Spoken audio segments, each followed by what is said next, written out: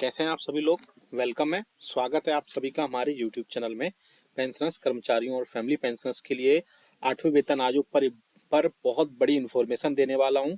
साथ ही साथ एक और बड़ी इन्फॉर्मेशन है जिसमें मैं बताने वाला हूं कि आपके इसमें चेयरमैन मेंबर्स वगैरह कब इसमें शामिल किए जाएंगे या कब इसकी कमेटी का गठन किया जाएगा। और इसके अलावा 8वें वेतन आयोग पर जो यूनियंस को एक लेटर लिखा गया था, जो आप सामने भी देख पा रहे हैं, जिसमें उसके TORs यानी कि टर्म ऑफ रेफरेंसेस जितने भी थे, और यानी कि एक सजेशंस जो गवर्नमेंट ने यूनियन से मांगे थे NCJCM से, वो आ चुके हैं। आप सामने स्क्रीन पर देख पा रहे हैं, यहाँ पर वो भी आ चुके हैं। और आने के बाद में उसमें बहुत सारी चीजें उन्होंने भेजी हैं कि गवर्नमेंट इन चीजों को शामिल करे। क्या क्या चीजें हैं और क्या क्या उन पर बात हो सकती है, या क्या क्या उस सारी चीजों में शामिल किया जा सकता है, उस पर भी हम यहाँ पर बात करेंगे। तो ये वीडियो बहुत ही इंपॉर्टेंट आप सभी के लिए होने वाला है, इसलिए इस वीडियो को पूरा लास्ट तक देखिएगा। और अगर चैनल पर पहली बार आए तो चैनल को फ्री में सब्सक्राइब जरूर कर लीजिएगा। सब्सक्राइब के ब्लैक बटन को प्रेस करके साथ ही साथ आप हमारी वीडियोस की लेटेस्ट इन्फॉर्मेशन के लिए बेल आइकन को यानी घंटे के निशान को प्रेस करना बिल्कुल मत भूलिएगा। तभी आपके पास हमारी वीडियोस की लेटेस्ट इन्फॉर्मेशन आ पाएगी और आप हमारे वीडियोस को इसी तरीके से आगे भी वॉच कर पाएंगे। इसके अलावा आप हमारे चैनल पर बहुत सारे पेंशनर्स ऐसे हैं जो हमसे डायरेक्टली जुड़ना चाहते हैं या हमसे बात करना चाहते हैं। उनके लिए आप हमसे ज्वाइन कर सकते हैं, आप हमें ज्वाइन कर सकते हैं। आप सामने स्क्रीन पर भी देख पा रहे हैं कितने लोगों ने हमें ज्वाइन कर रखा है, उनकी सारी प्रॉब्लम्स हमने दूर की हैं, सॉल्यूशन किया है। तो आपको जुड़ने के लिए बस इतना सा करना है, आपको चैनल को सब्सक्राइब करना है, फिर उसके बाद में ज्वाइन बटन पर क्लिक करना है और मात्र 29 रुपीज़ का पेमेंट करके वहाँ से आप हमसे जुड़ सकते हैं। और आपकी जो भी प्रॉब्लम्स हैं पेंशन बेनिफिट से रिलेटेड या फिर अदर, वो हमसे विद इन 15 मिनट के अंदर आपको वहाँ पर सोल्यूशन उसका कर दिया जाएगा। चलिए सीधा न्यूज़ पर लेकर चलते हैं। आप सामने देखिए 23 जनवरी को मिनिस्ट्री ऑफ पर्सनल यानी DOPT की तरफ से एक इंपॉर्टेंट लेटर लिखा गया था, जो मैं अपने प्रीवियस वीडियोस में बताया था, सेक्रेटरी स्टाफ साइट NCJCM को। और उसमें बोला गया था कि 8वां वेतन आयोग बनाया जा रहा है या उसका गठन किया जा रहा है, उसका गठन का डिसाइड कर लिया गया है। और उसके जो भी TORs होंगे इन टर्म्स ऑफ रेफरेंसेस होंगे वो अब फाइनलाइज किए जाने हैं। तो उसी के चलते स्टाफ साइट को उन्होंने बोला था कि आप जितनी जल्दी हो सके वो सारी चीज़ें हमें प्रोवाइड कराएं या सजेशंस दें। अब उनके सजेशंस आ चुके हैं, आप सामने स्क्रीन पर देख पा रहे हैं। 3 फरवरी 2025 का यह लेटर है जिसमें सारी चीज़ें आई हुई हैं। अब इसमें कौन कौन सी चीजें और भी है आई हुई हैं, उस यहाँ पर हम बात करेंगे। इसमें आप देख सकते हैं कि कमेटी उन्होंने अब बनाई थी, स्टैंडिंग कमेटी, और उसके बाद में उन्होंने सारे जो भी सजेशंस हैं गवर्नमेंट के वो सारे उन्होंने पेश कर दिया है। आप सामने स्क्रीन पर भी देख पा रहे हैं, जिसमें पहला सजेशंस दिया है उन्होंने। आप देख सकते हैं मैं इसमें बहुत सारे सजेशंस दिए गए हैं, मैं जो इंपॉर्टेंट सजेशंस है उनकी यहाँ पर बात करने वाला हूँ। जिसमें सबसे इंपॉर्टेंट सजेशंस होने वाला है, जिसमें आप देख सकते हैं D नंबर का जो पॉइंट सामने स्क्रीन पर दिख रहा है। इसमें बोला गया है कि 8वें वेतन आयोग में जो level 1, level 2, level 3, level 4, level 5 और लेवल 6 को आपस में मर्ज कर दिया जाए। और लेवल 6 से ही स्टार्ट, लेवल मतलब जब 8 CPC आए तो लेवल 6 को ही लेवल 1 वहां पर समझा जाए, यानी कि जो लेवल 6 का बेसिक पे है इस टाइम पे, उसको लेवल 1 के इक्वल वहां पर किया जाए। सपोज करिए कि अगर लेवल 1 की जो पेंशन है आपको फिर जब 8 CPC आ जाए तो वहाँ पर लेवल 6 का के इक्वल के आपकी पेंशन मिले, तभी जाके बढ़ोतरी वहाँ पर हो जाएगी। सपोज आप क्योंकि इसमें लेवल 1 चाहे आप लेवल 2 में हो, चाहे आप लेवल 3 में हो, चाहे आप लेवल 4 में हो, चाहे लेवल 5 में हो, और लेवल 5 से नीचे जितने भी है उन सबको मर्ज कर दिया जाए और लेवल 6 तक वहाँ पर उसको लाया जाए। तो ये एक बहुत अच्छा यूनियंस की तरफ से एक अच्छा प्रपोजल सरकार को दिया गया है, जो कि बहुत इंपॉर्टेंट है। क्योंकि ऐसा होता है तो मिनिमम बेसिक आपकी समझ ली कि 44,000 के आसपास कर्मचारियों की बेसिक बनेगी। साथ ही साथ जो पेंशनर्स की काउंट होने के बाद जो भी 8 CPC आएगा उसके हिसाब से वहां पर उनकी पेंशन बनेगी, जिसमें काफी ज्यादा बढ़ोतरी होने की उम्मीद है अगर ऐसा होता है तो। आप देख सकते हैं इसके अलावा पॉइंट नंबर E जो यहाँ पर आप देख सकते हैं ये भी इंपॉर्टेंट है, जिसमें बोला गया है कि किसी भी सेंट्रल गवर्नमेंट एम्प्लॉइज के टाइम बाउंड प्रमोशन होने चाहिए और कम से कम 5 प्रमोशन उनके अपनी पूरी प्रमोशनल हिराकी में 5 प्रमोशन कम से कम किए जाने चाहिए, जो कि एक बहुत अच्छा प्रपोजल गवर्नमेंट की तरफ से दिया गया है।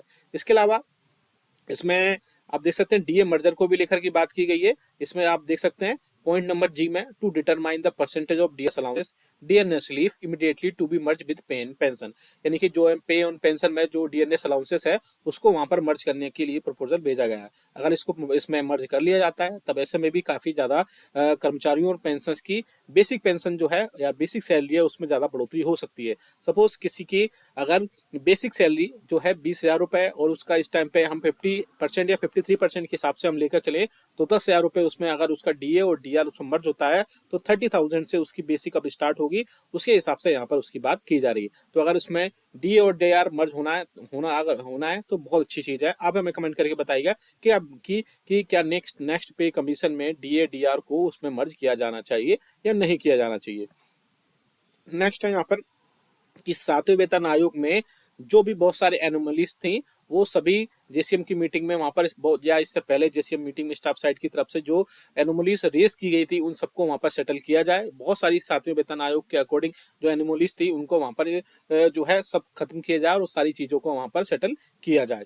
अब पॉइंट नंबर आई दे सकते हैं, इसमें भी बहुत इंपॉर्टेंट है, जिसमें बोला गया है ग्रेच्युटी को कम्पिटिशन को लेकर के। जी हाँ दोस्तों, आप सामने देख सकते हैं, to work out the improvements needed to the existing retirement benefit like pension, death cum retirement gratuity, family pension, restoration of commuted portion of pension after 12 years, implementation of parliamentary standing committee recommendations for enhancement of pension after every 5 years, parity amongst past future pensioners. तो जिसमें आप सभी को पता है कि आपके जो कम्पिटिशन की रिकवरी होती है वो काफ़ी ज़्यादा समय के लिए होती है, उसको कम से कम 12 साल तक किया जाए, या फिर आने वाले समय में जब 8 CPC आएगा तो उसमें इस पर ज़रूर बात की जाएगी, क्योंकि बहुत सारे इस पे लेवल पर यूनियंस ने और अलग अलग जो एसोसिएशंस थे, इवन इंडिविजुअल पेंशनर्स और कर्मचारियों ने भी इसमें सरकार को लेटर लिखे थे, जिसमें इसमें पेंशन का जो कम्यूटेशन है उसको 12 साल तक किए जाने की बात की गई थी। तो इसका हो सकता है आगे आने वाले दिनों में इसका पूरा ध्यान वहां पर रखा जाए। आगे हम बात करते हैं, इसके अलावा आप देख सकते हैं इसमें बहुत सारी चीज़ों पर और भी बात की गई है। इसमें फिक्स्ड मेडिकल अलाउंसेस है, CGHS से रिलेटेड मैटर्स हैं कि पेंशनर्स को वहाँ पर कैशलेस या hassle free medical facilities employees और पेंशनर्स को प्रोवाइड की जाएंगी, जिसमें पोस्टल पेंशनर्स भी शामिल होंगे।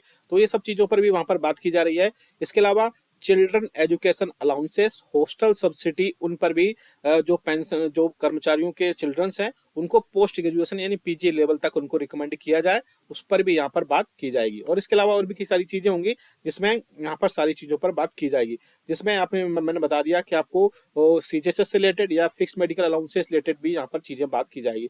इसके अलावा और भी कई सारे इसमें रिस्क एंड हार्डशिप अलाउंसेस है, उसमें रेलवे एम्प्लॉइज के लिए बात की गई है। और इसके अलावा यहाँ पर आप देख सकते हैं सिविलियन के लिए रिस्क हजार्डस कंडीशन में अगर कोई एम्प्लॉय काम करता है, डिफेंस सिविलियन एम्प्लॉइज, तो उनके लिए अलग से जितने भी अलाउंसेस है उन सबकी यहाँ पर बात की गई है। तो बहुत डिटेल में यहाँ पर सजेशंस गवर्नमेंट को प्रोवाइड कराए गए हैं, जिसमें आगे आने वाले दिनों में देखना बहुत इंपॉर्टेंट होगा कि कौन कौन से इसमें सजेशंस जो हैं गवर्नमेंट के यूनियंस के वो वहाँ पर टर्म्स ऑफ रेफरेंसेस के तौर पर लिए जाते हैं और पेंशनर्स को वहाँ पर राहत दी जाती है।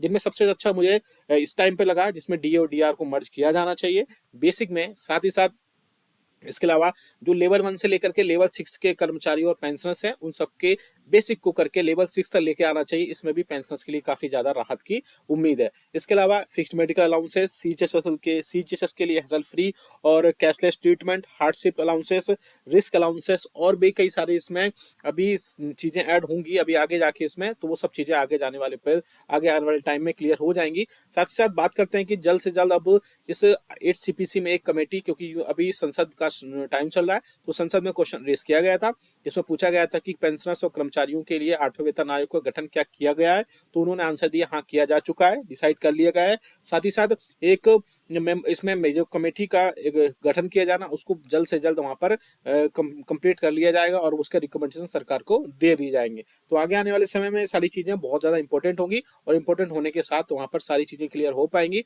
तभी यहाँ पर 8वें वेतन आयोग का गठन पॉसिबल हो पाएगा। आपके भी क्या सजेशंस है आपको हमें कमेंट बॉक्स में जरूर बताएगा। ये वीडियो अच्छा लगा तो लाइक तो जरूर करिएगा, इसको शेयर भी करिएगा और आप हमसे ज्वाइन करके वहां पर हमसे जुड़ भी सकते हैं। आपकी जो भी प्रॉब्लम्स है समस्या है वहां पर सॉल्व कर दी जाएंगी। मिलते हैं आपको नेक्स्ट वीडियो में। Thank you so much.